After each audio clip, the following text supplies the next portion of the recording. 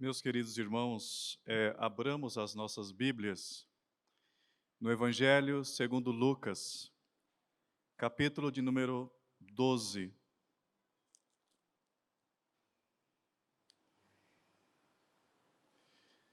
Basearemos o texto da nossa mensagem, nossa mensagem, aliás, estará baseada nos versículos 22 a 34. O tema da nossa mensagem hoje é Diga não à ansiedade. Diga não à ansiedade. Diga não às preocupações.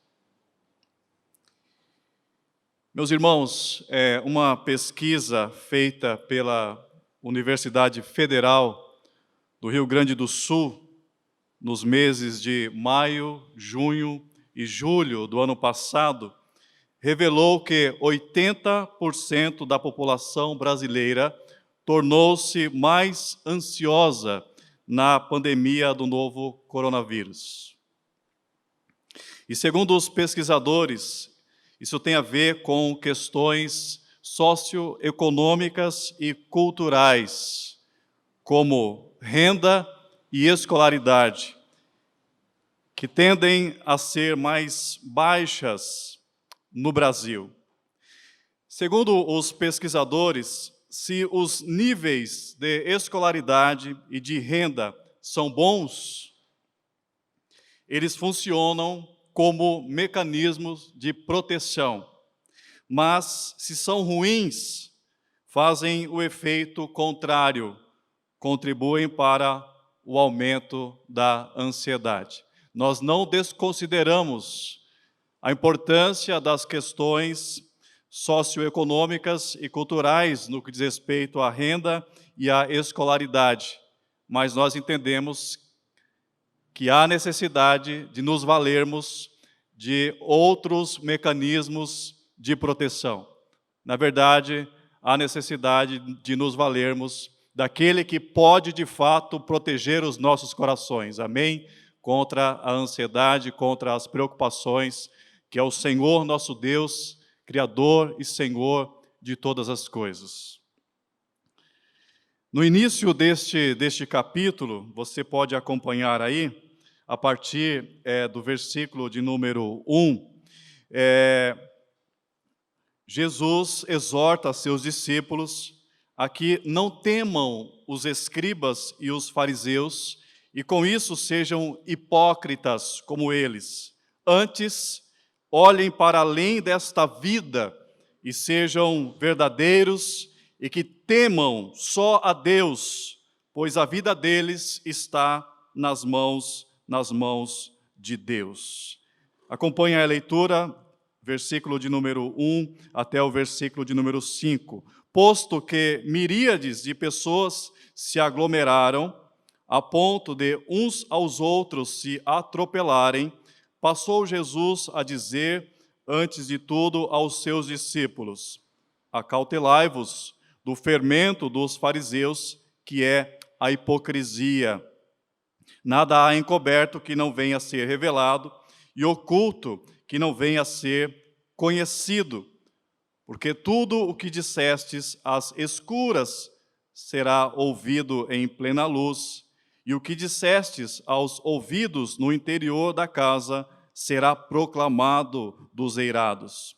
Digo-vos, pois, amigos meus, não temais. Ele está se referindo aos fariseus, aos escribas, aos homens. Não temais os que matam o corpo, e depois disso nada mais podem fazer.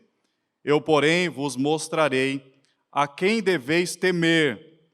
Temei aquele que, depois de matar, tem poder para lançar no inferno. Sim, digo-vos, a esse deveis temer. Então Jesus, ele exorta logo em seguida os seus discípulos a que confessem o seu nome, que se apresentem como seus seguidores e digam diante dos homens que confiam nele, que dependem dele, ainda que sofram por isso, Pois quem o confessar diante dos homens, ele o confessará diante de Deus. Mas quem o negar diante dos homens, quem se recusar a crer nele, a depender dele, a tê-lo como Senhor e Salvador, perecerá nas trevas. Veja, a partir do versículo de número 6 até o versículo de número 12. Não se vendem 5 pardais por 2 asses? Entretanto, nenhum deles está em esquecimento diante de Deus. Até os cabelos da vossa cabeça estão todos contados. Então, não temais, bem mais valeis do que muitos pardais. Digo-vos ainda, todo aquele que me confessar diante dos homens, também o Filho do Homem o confessará diante dos anjos de Deus. Mas o que me negar diante dos homens, será negado diante dos anjos de Deus. Todo aquele que proferir uma palavra contra o Filho do Homem, isso lhe será perdoado. Mas para o que blasfemar contra o Espírito Santo, não haverá perdão.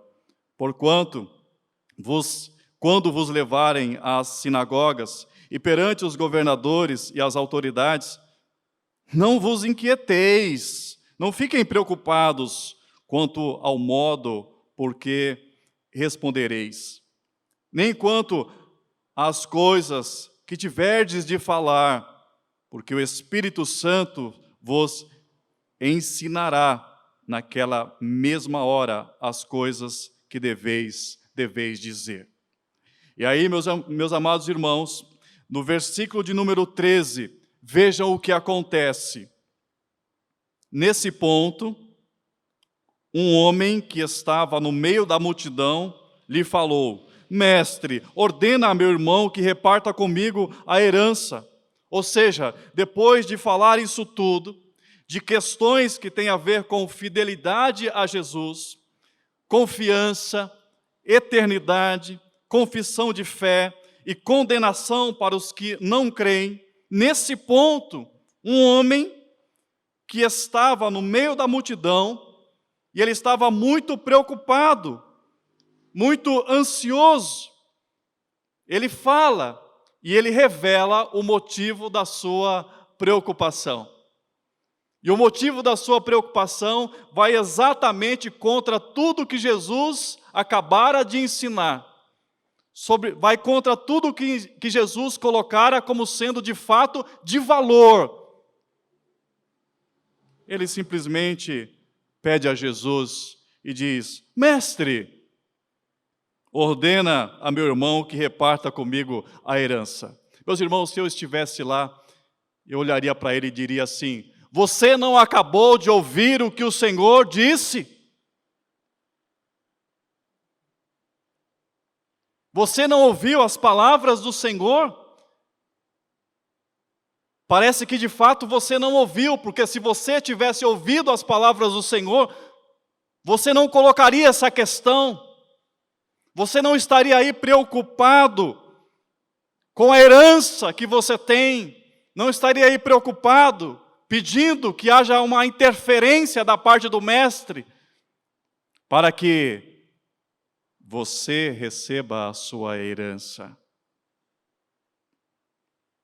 E aí Jesus, ele faz o quê? Ele conta uma parábola para dizer que quem se apega a esta vida e despreza a Deus e ao próximo, vivendo como se Deus não existisse e o próximo não existisse, é louco, pois esta vida é breve. Amém, irmãos? A vida é breve. É louco. A vida é breve, é passageira. E nós então devemos ajuntar tesouro no céu. Veja a partir do versículo de número 14. Mas Jesus lhe respondeu: Homem, quem me constituiu juiz ou partidor entre vós? Como quem dizendo: eu não estou aqui para me ocupar com estas coisas. Há coisas mais elevadas, muito melhores, com as quais nós devemos nos ocupar, com as quais nós devemos nos preocupar. Homem, quem me constituiu juiz ou partidor entre vós?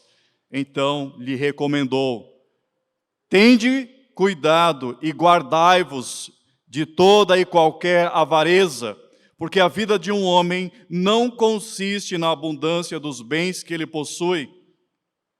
Ele proferiu ainda uma parábola, dizendo: o campo de um homem rico produziu em abundância. E arrazoava consigo mesmo, dizendo: que farei, pois não tenho onde recolher os meus frutos? E disse: já sei, farei isto: destruirei os meus celeiros, reconstruí-los-eis maiores, e aí recolherei todo o meu produto e todos os meus bens. Então direi à minha alma: tens em depósito muitos bens para muitos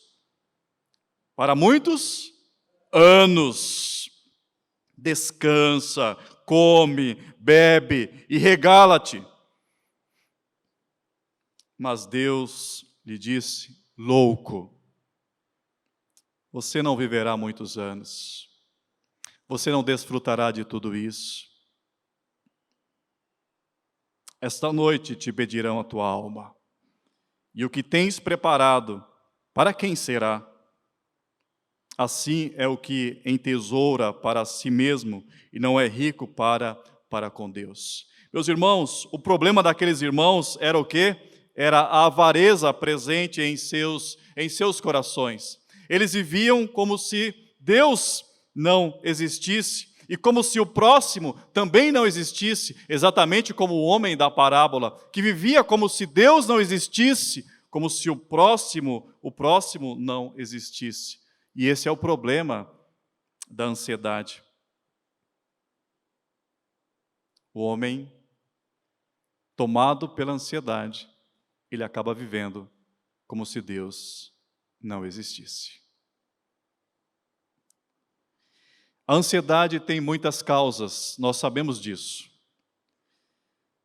Uma das causas tem a ver com o pecado dos pais na vida dos filhos, o impacto do pecado dos pais na vida dos filhos, infelizmente gera ansiedade, preocupação, angústia ao coração dos filhos.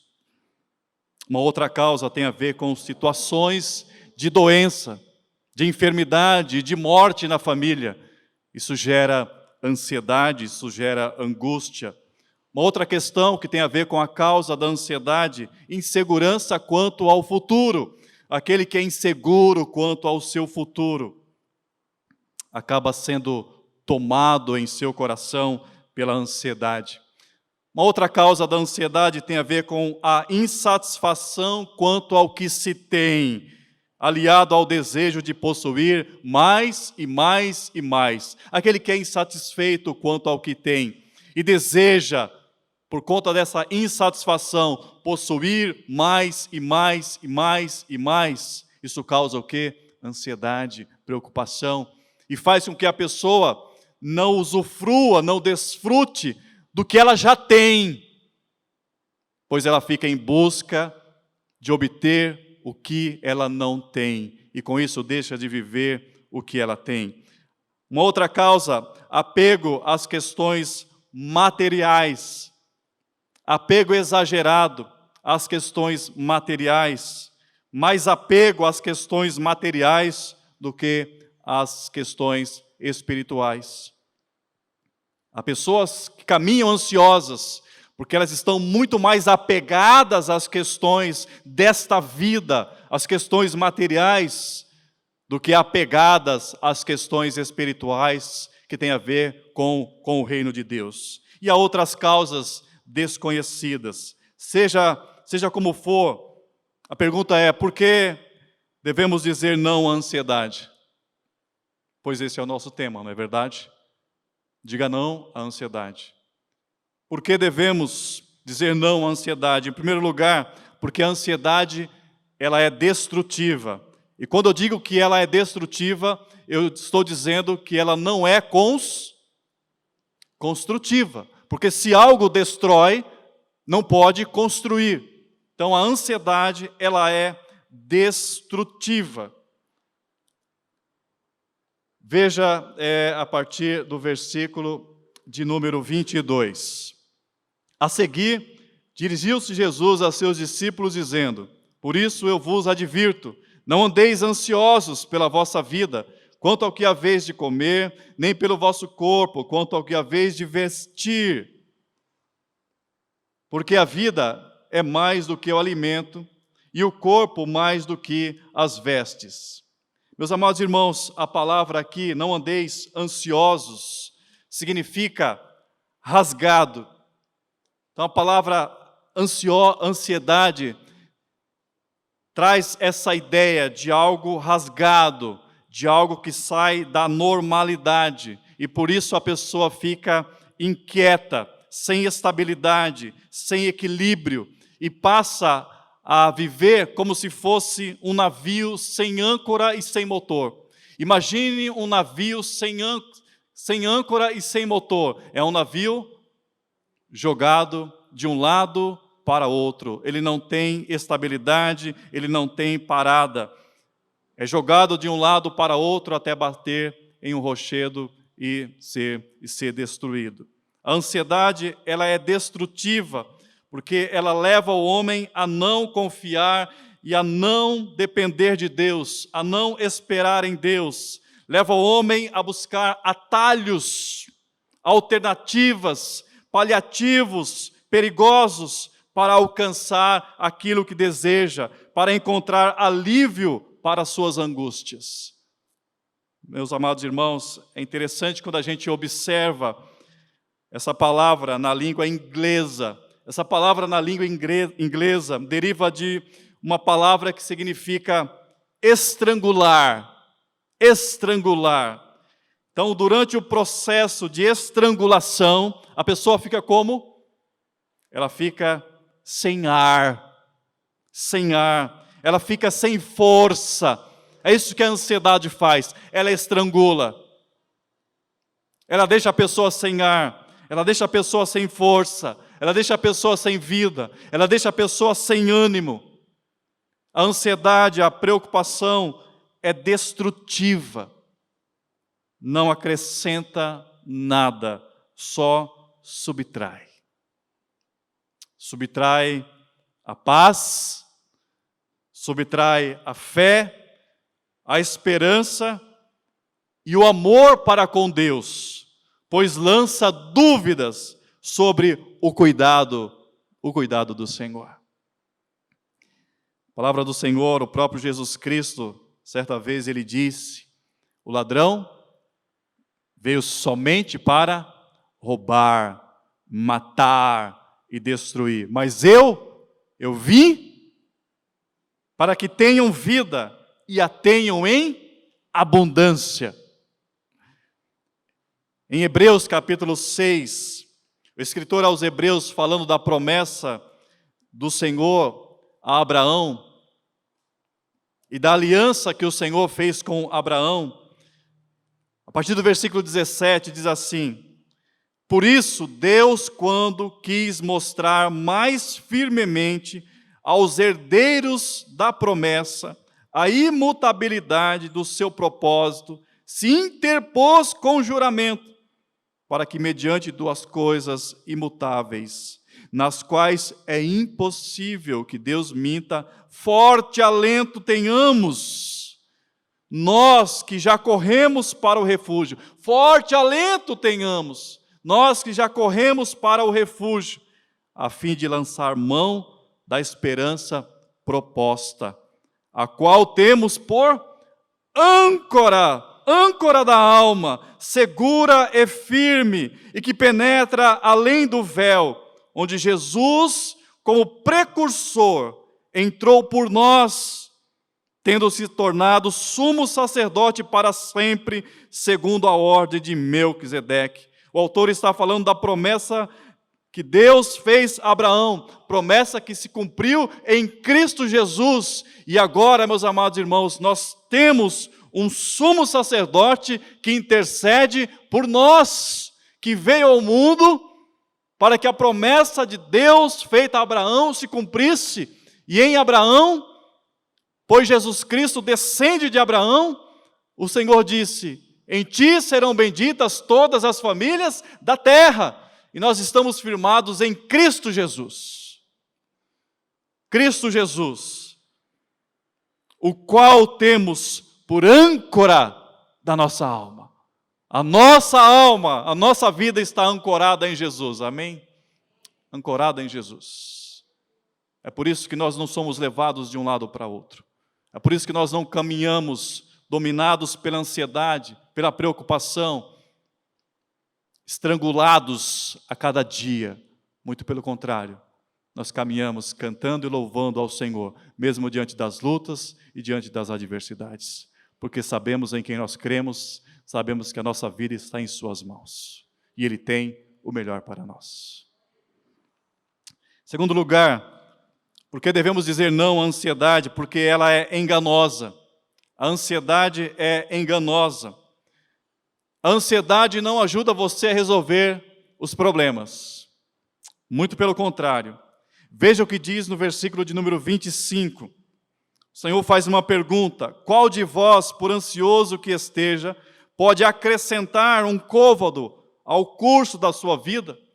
Um côvado corresponde nada mais do que 50 centímetros. O que o Senhor está dizendo? Quem vive ansioso não irá acrescentar nem sequer 50 centímetros à sua existência. Muito pelo contrário. Quem é dominado pela ansiedade perderá em qualidade de vida. Não viverá mais por conta disso, tá? E perderá no tempo presente em qualidade de vida. A ansiedade é enganosa também, porque ela distorce a bondade e o poder de Deus. A ansiedade distorce no coração do ansioso verdades acerca da bondade e do poder de Deus. Veja o que o Senhor diz nos versículos 23, 24 e depois 27 e 28. Acompanhe, por favor. Ele diz: porque a vida é mais do que o alimento. Quem nos deu a vida? Deus. O que é mais complexo, a vida ou o alimento? A vida. A vida. Em termos de complexidade, se formos analisar, a vida é muito mais complexa do que o alimento. Se Ele é poderoso para nos dar vida, Ele é poderoso para nos dar o que for necessário para a manutenção da vida. Porque a vida é mais do que alimento e o corpo mais do que as vestes. E Ele diz: observai os corvos, os quais não semeiam, nem ceifam, não têm despensa, nem celeiros. Lembra dos celeiros do homem? Do homem louco, que disse: vou destruir os meus celeiros e construir outros maiores, os quais não semeiam, nem ceifam, não têm despensa, nem celeiros. Todavia, Deus os sustenta. Quanto mais valeis do que as aves. O Senhor está dizendo: vocês valem muito mais do que as aves. E se o Senhor cuida de uma maneira especial das aves, Ele irá cuidar também de vocês. E Ele então diz, versículo 27, observai os lírios, eles não fiam, nem tecem. Eu, contudo, vos afirmo que nem Salomão, em toda a sua glória, se vestiu como qualquer deles. Ora, se Deus veste assim a erva, que hoje está no campo, e amanhã é lançada no forno, quanto mais, tratando-se de vós, homens de pequena fé. Meus amados irmãos, quem traz a criação à existência é poderoso para cuidar dela.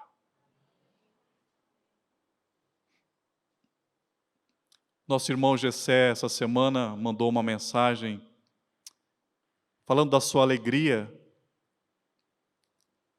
dizendo que o hospital havia entrado em contato e que acredita que logo em breve, semana essa semana, por volta de quinta a sexta-feira, ele já interne para fazer o transplante. E quando ele mandou essa mensagem, eu estava exatamente nesse ponto do sermão, preparando o sermão. E eu disse exatamente isso a ele. Jessé, quem traz a criação à existência é poderoso para cuidar dela. Descanse no Senhor.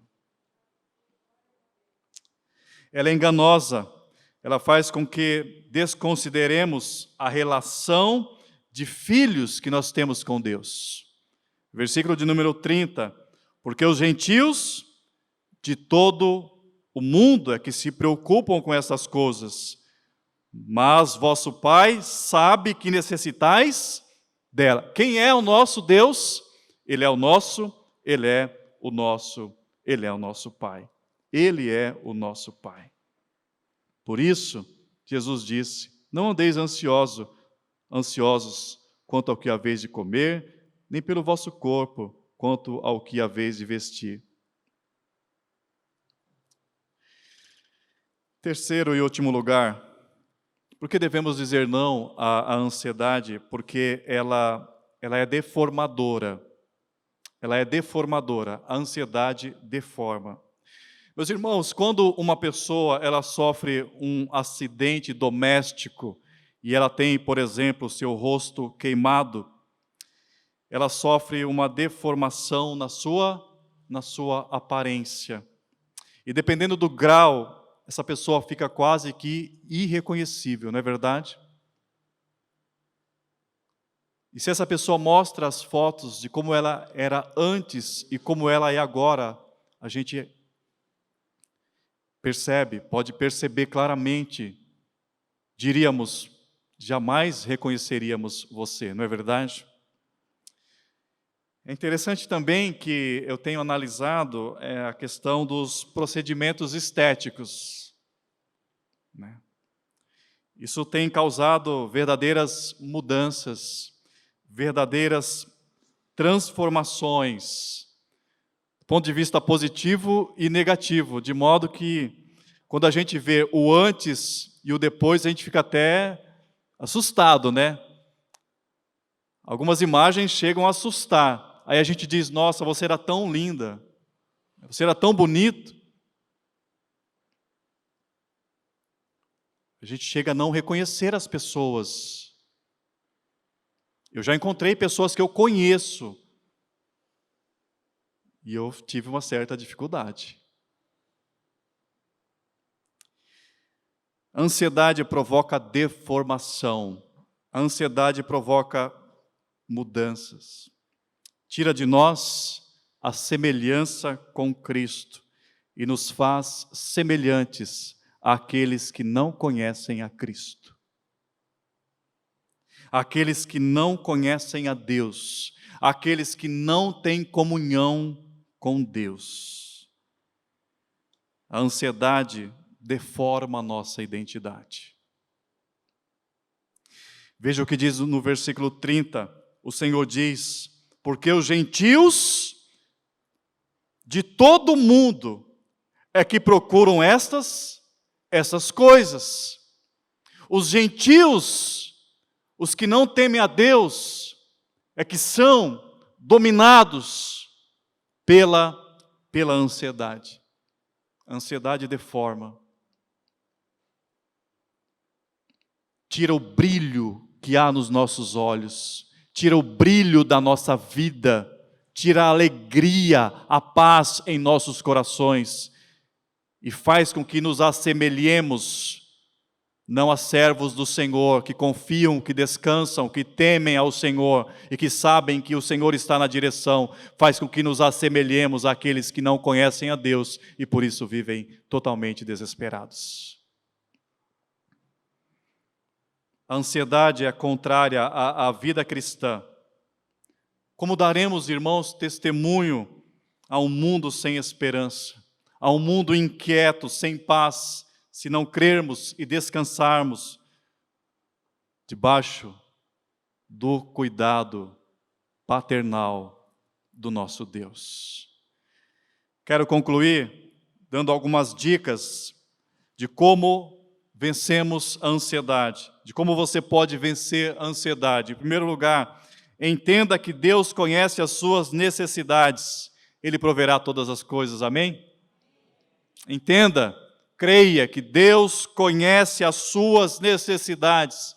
Que você diga, não para mim, pastor, Deus conhece as minhas necessidades. Que você diga para você mesmo, que você se olhe no espelho e diga, fique quieto, fique em paz, fique calmo, porque Deus conhece as suas necessidades e Ele proverá todas as coisas. Versículo 30 diz, porque os gentios de todo o mundo é que procuram estas coisas, mas vosso Pai sabe que necessitais delas. Ele sabe. E Ele vai prover. Filipenses, capítulo 4, versículo 19, o apóstolo Paulo, terminando a sua epístola aos Filipenses, ele diz assim, e o meu Deus, segundo a sua riqueza em glória, há de suprir em Cristo Jesus cada uma de vossas necessidades. Ele termina a sua epístola aos Filipenses, praticamente dizendo isso, como se fosse a última coisa. Ele diz, vocês, preste atenção no que eu vou lhes dizer. Eu creio que o meu Deus, segundo a sua riqueza e glória, há de suprir em Cristo Jesus cada uma de vossas necessidades. Ele não disse isso, mas podemos colocar, porque Ele tem suprido as minhas. Ele tem suprido as minhas. Segundo lugar, considere que Deus deu a você o privilégio de participar do seu reino. Você sabe que Deus deu a você esse privilégio de participar do seu reino como filho amado.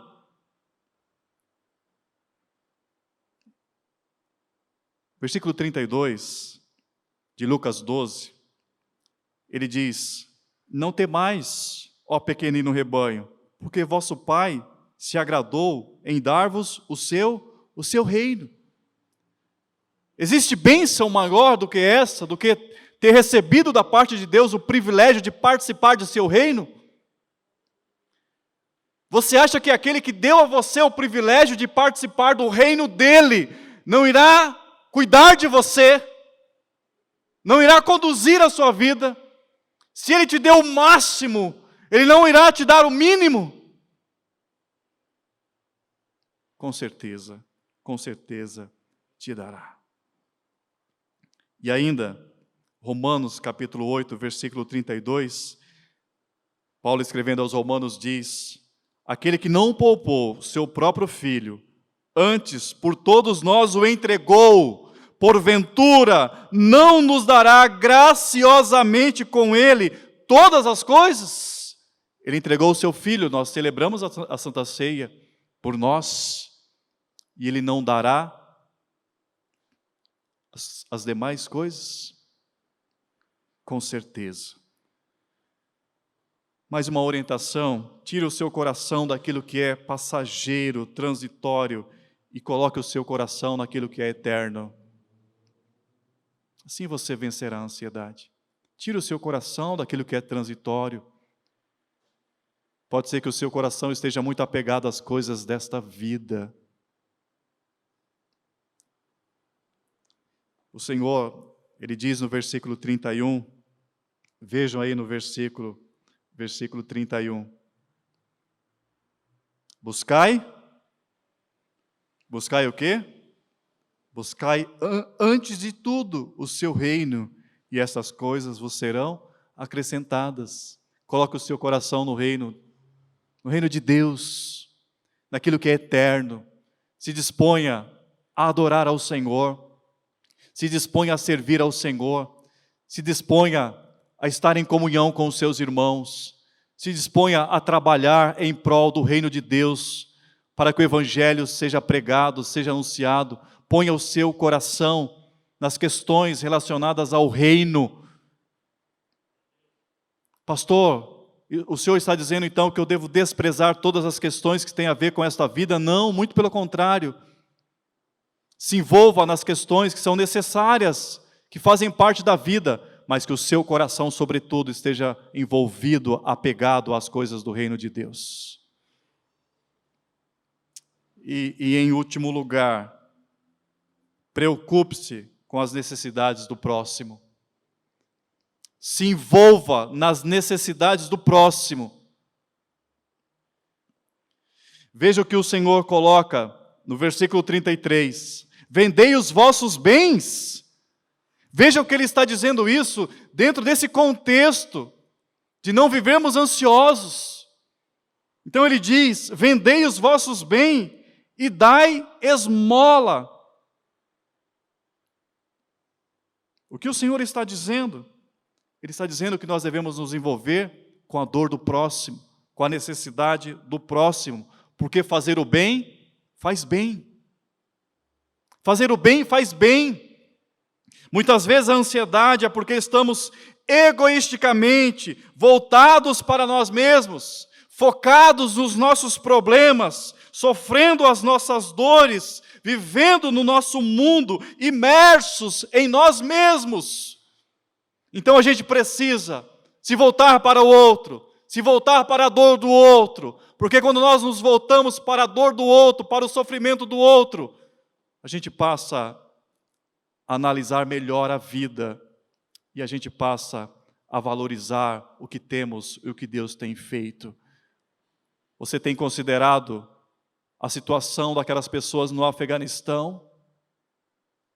Mães que entregam seus filhos para que de alguma forma eles possam sobreviver sem ter a mínima certeza de que irá encontrá-los em algum momento. Pessoas que não têm aonde morar mais, não têm o que comer.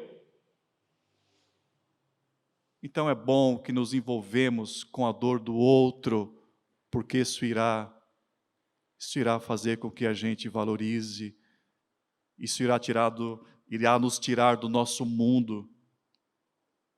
Não ficaremos imersos em nós mesmos, faremos o bem, e o bem que faremos ao outro, antes de fazer bem ao outro, fará bem a nós mesmos.